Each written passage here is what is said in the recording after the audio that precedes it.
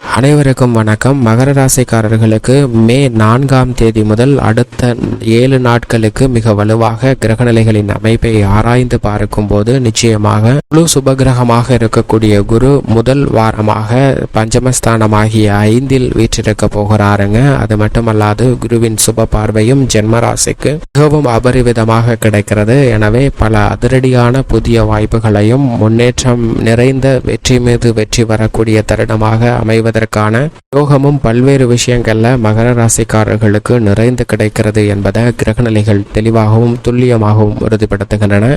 புதிய வாய்ப்பும் வெற்றி மீது வெற்றி வரும் தருணமாக மே 4 முதல் அடுத்த 7 நாட்கள் எப்படி அமைய போகிறது என்று ஆராய்ந்து பார்க்கும்போது கிரகநிலைகளில் ஏற்படக்கூடிய மாறுதல் என்பது மிக பெரிய மாற்றத்திற்கு அடித்தளம் இடக்கூடிய வகையில் அமைகிறது. மிக முக்கியமாக வித்யாகாரகராக இருக்கக்கூடிய புதன் நீட்ச நிவர்த்தி பெற்று மிக வலுவாக மே 7ஆம் தேதி முதல் மேசராசியில் அமருகிறாருங்க. புதனினுடைய இந்த மாறுதல் பல்வேறு வகையில அதிர்ஷ்டத்தையும் யோகத்தையும் ஏற்படுத்தி கொடுக்கக்கூடிய ஒரு அமைப்பாக பார்க்கப்படுகிறது. ஏனென்றால் சில மாதங்களுக்கு பிறகு மீண்டும் முக்கூட்டு கிரகம் என்று சொல்லக்கூடிய சூரியன், சுக்கிரன் மற்றும் புதன் ஆகிய 3 கிரகநிலைகளும் மேசராசியில் இணைந்து சஞ்சரிக்கின்றன. அதிலும் குறிப்பாக முதலும் முடிவுமாக இருக்கக்கூடிய சூரியன் உச்சம் பெற்று சஞ்சரிக்கிறாருங்க. புதனும் நீட்ச நிலையிலிருந்து நிவர்த்தி பெற்று வளம் பெறக்கூடிய வலு பெறக்கூடிய ஒரு அமைப்பிற்கு மாறுகிறார். எனவே இதுவும் வரவேற்கத்தக்க ஒரு அமைப்பாக பார்க்கப்படுகிறது. சுக்கிரனும் அது சமகிரகமாக இருக்கக்கூடிய செவ்வாயின் ஆட்சி வீட்டில் அமர்ந்திருக்கிறாருங்க. என 3 கிரகநிலைகள் மேசராசியை வளப்படுத்தக்கூடிய இந்த வேளையில் பல்வேறு வகையான புதிய வாய்ப்புகள் நிச்சயமாக கிடைக்கும். ஏனென்றால் முதன்மையான கிரகமாக இருக்கக்கூடிய சூரியன் உச்சத்தில் இருக்கிறார். சூரியன் உச்சத்தில் இருப்பதால் ஆளுமையும் அதிகாரமும் கொண்ட உயர் பதவிகள் உங்களை தேடி வருவதற்கான யோகம் உண்டு.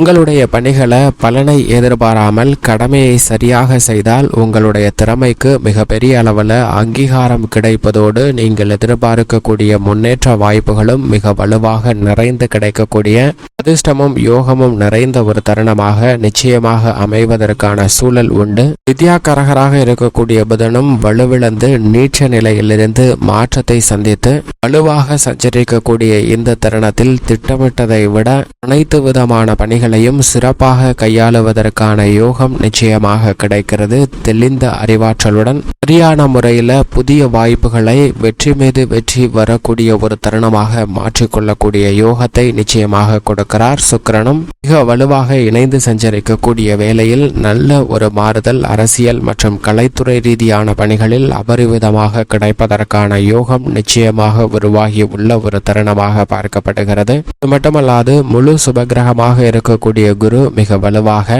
மே 1ஆம் தேதி முதலே ரிஷபராசியில் சஞ்சரிக்கிறார் திருக்கணிதத்தின்படி. ஆனால் வாக்கிய கணிதத்தின்படி மே 8ஆம் தேதி முதல் வலுவாக அமர்ந்து சஞ்சரிக்க போகிறாருங்க. எப்படி பார்த்தாலும் குருவினுடைய இந்த ரிஷபராசி சஞ்சார காலகட்டத்தை உறுதி செய்யக்கூடிய ஒரு தருணமாக இந்த வாரம் அமைகிறது. எனவே குரு சுகாதிபதியாக இருக்கக்கூடிய சுக்கிரனின் ஆட்சி வீட்டில் அமர்ந்திருப்பதால் பல சௌகரியமான முன்னேற்றம் பெறக்கூடிய வகையில் புதிய வாய்ப்புகள் அடுக்கடுக்காக கிடைப்பதற்கான சூழல் நிச்சயமாக உருவாகும். குரு பார்க்கின் கோடி நன்மை என்று சொல்லக்கூடிய வகையில் குருவின் சுப பார்வை பல்வேறு இடங்களை வலுப்படுத்துவதால் நிச்சயமாக பல சிரமம் தடைகள் விலகும். ஏனென்றால் மிகுந்த வீரியத்துடன் குரு செயல்படுகிறாருங்க.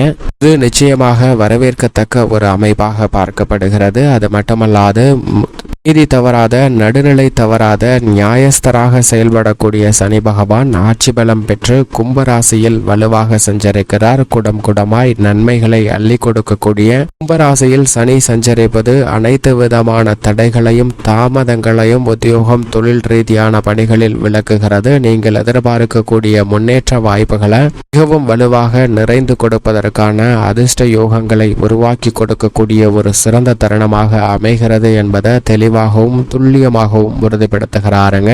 இதன் காரணமாக இந்த தருணத்தில் ஆட்சி பலம் பெற்று சஞ்சரிக்கக்கூடிய ஆயுள்காரகனான சனியின் அமைப்பு காரணமாக உங்களுடைய சிறு முயற்சி கூட பொருளாதார ரீதியான முன்னேற்றத்தை வலுவாக நிறைந்து பெறுவதற்கான யோகத்தையும் அதிர்ஷ்டத்தையும் நிச்சயமாக ஏற்படுத்தி கொடுக்கிறது. அது மட்டுமல்லாது ராகு மற்றும் பூமிகாரகன் என்று சொல்லக்கூடிய செவ்வாய் ஆகிய 2 கிரக நிலைகளும் குருவின் ஆட்சி வீடான மீன ராசியில் வலுவாக இணைந்து சஞ்சரிக்கின்றன. இருக்கின்றன.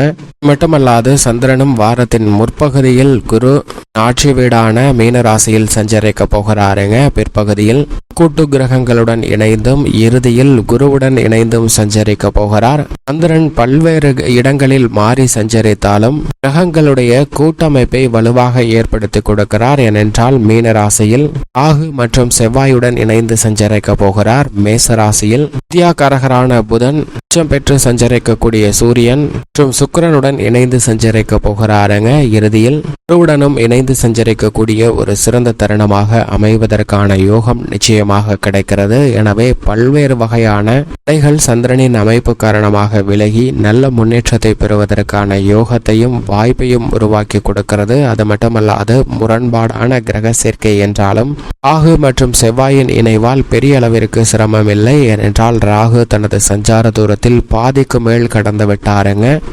பூமிகாரகன் அவருடன் இணைந்து சஞ்சரிப்பதால் நிச்சயமாக சிரமம் இல்லை. ஏனென்றால் சனியை விட்டு விலகி சஞ்சரிப்பதே பல்வேறு வகையில நல்ல முன்னேற்றத்தையும் அதிர்ஷ்டத்தையும் பெற்றுத்தரக்கூடிய ஒரு சிறந்த அற்புதமான தருணமாக அமைகிறது என்பதை தெளிவாகவும் துல்லியமாகவும் உறுதிப்படுத்துகிறார். ராகு குருவின் ஆட்சி வீடான மீனராசியில் சஞ்சரிக்கக்கூடிய வேளையில் மற்றொரு நிழல் கிரகமாக இருக்கக்கூடிய கேது வித்யாகாரகரான புதனின் ஆட்சி வீடான கன்னிராசியில் வலுவாக சஞ்சரிக்கிறாருங்க. கேது கன்னிராசியில் பாதி தூரத்திற்கு மேல் கடந்துவிட்ட சூழ்நிலையில் இனி கற்பனையான சிந்தனைகள், எதிர்காலத்தை பற்றிய அச்சம், குழப்பமான மனநிலை போன்றவற்றை தவிர்ப்பதற்கான நல்ல சூழலை உருவாக்கி கொடுப்பார். சரியாக பயன்படுத்தி கொண்டால் புதிய வாய்ப்பும் வெற்றி மீது வெற்றி வரக்கூடிய யோகமும் அதிர்ஷ்டமும் நிறைந்த தருணமாக அமைவதற்கான சூழல் நிச்சயமாக அபரிவிதமாக கிடைக்கிறது என்பதை தெளிவாகவும் துல்லியமாகவும் உறுதிப்படுத்துகிறார் என்பதில் சந்தேகமே இல்லைங்க. இப்படி நவ கிரகங்களின் அமைப்பும் இருக்க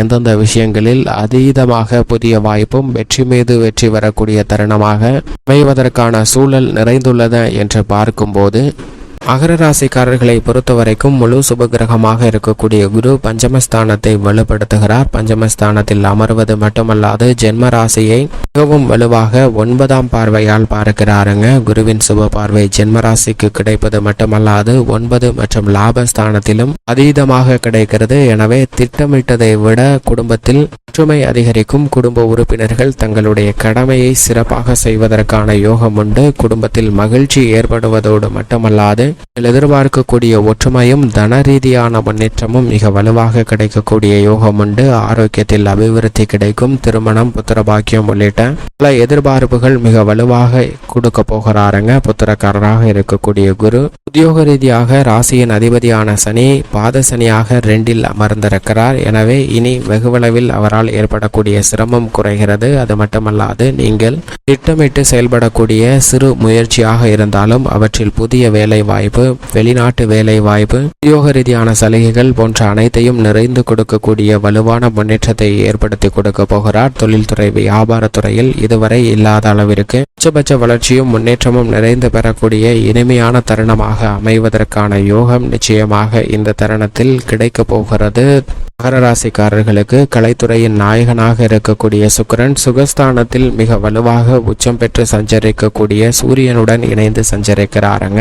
எனவே கலைத்துறை ரீதியான பணிகளில் நல்ல வளர்ச்சியும் முன்னேற்றமும் வெற்றி வாய்ப்பும் நிறைந்து கிடைக்கக்கூடிய ஒரு தருணமாக பார்க்கப்படுகிறது. இதுவரை ஏற்பட்டு வந்த பல தொல்லைகள், தடைகள், தாமதங்கள் அனைத்தும் அடியோடு நீங்கி முன்னேற்றம் பெறுவதற்கான பல புதிய வாய்ப்புகள் நிச்சயமாக கிடைக்கும். அரசியல் சார்ந்த பணிகளில் திட்டமிட்ட காரியங்களை மகர ராசிக்காரர்கள் கனக்கச்சிதமாக செய்து முடித்து அவற்றின் பலனை அடைவதற்கான யோகம் மிக வலுவாக கிடைக்கிறது. வித்யாகாரகராக இருக்கக்கூடிய புதன் நீச்ச நிவர்த்தி பெற்று சுகஸ்தானத்தில் வலுவாக சஞ்சரிக்க போகிறார். எனவே நீங்கள் எதிர்பார்த்த கல்வியில் நல்ல முன்னேற்றம் வலுவாக கிடைக்கிறது. விவசாயம் சார்ந்த பணிகளில் மிக வலுவாக ராசியின் ராஜயோகாதிபதியான செவ்வாய் 3இல் ராகுவுடன் இணைந்து சஞ்சரிப்பதால் முன்னேற்றத்திற்கு முட்டுக்கட்டையிட்ட அனைத்து காரியங்களும் தவிடுபடியாகிறது. புதிய நிலம், பண்ணை நிலம், புதிதாக தேவைப்படக்கூடிய பொருட்களை வாங்கி மகிழக்கூடிய யோகமும் இந்த தருணத்தில் உண்டு. பெண்மணிகளின் நலனுக்கு பொறுப்பேற்ற குரு 5இலும் சுகஸ்தானத்தில் சுக்கிரனும் இருப்பது பெண்மணிகளுடைய எதிர்பார்ப்புகள் அனைத்தையும் கனக்கச்சிதமாக பூர்த்தியாக்கி கொடுக்கும். வெற்றி மீது வெற்றி வரக்கூடிய அற்புதமான தருணமாக